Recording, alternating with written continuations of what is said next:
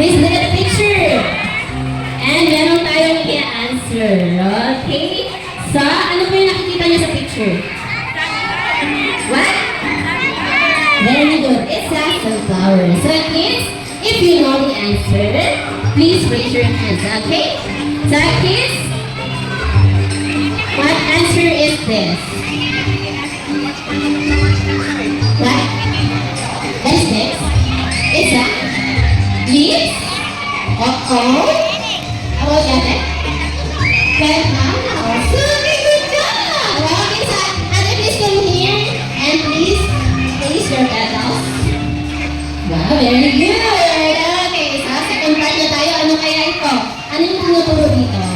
Ano kaya ito? Alam niyo po ba ito? What's your answer? See? You're correct! Very good! It's a C! It's a here. Okay, good job, Ate. Good job. Okay, so malapit na makompleto ang ating forms. Okay, that's your part. What's the answer? What? Yes. Tama kaya? It's correct. You're correct. Okay, so please, you can say, wow, very good. And next. What's the answer? Oh, ikaw natin. Sam? You're correct. Very good, Ate. Wow, ang gagaling. Ang gagaling mga kids. Very smart. Okay, the last part. Sino kaya? Wala? Ah, yes, ito. What's your answer? 3, 2, 1, and okay. So, I will choose another. Sino kaya? Ah, si Kuya Joseph. What's your answer?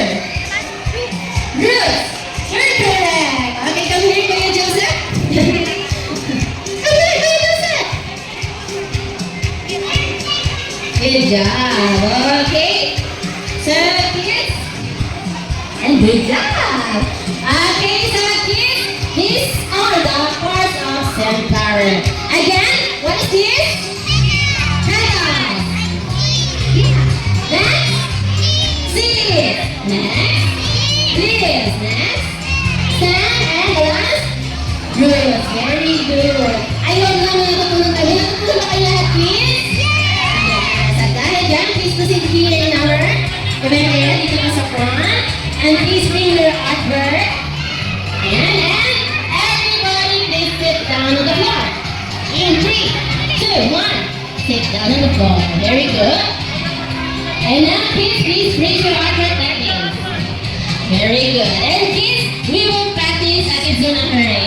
Okay? When I say Kizuna, you will shout Hooray. Okay, so let's practice. 3, 2, 1. Kizuna. For the second time, let's last na Hooray. And please raise your artwork. And sa lahat ng mga parents and guardians, please spread your camera for our low picture meeting. And kids, look at the camera and we're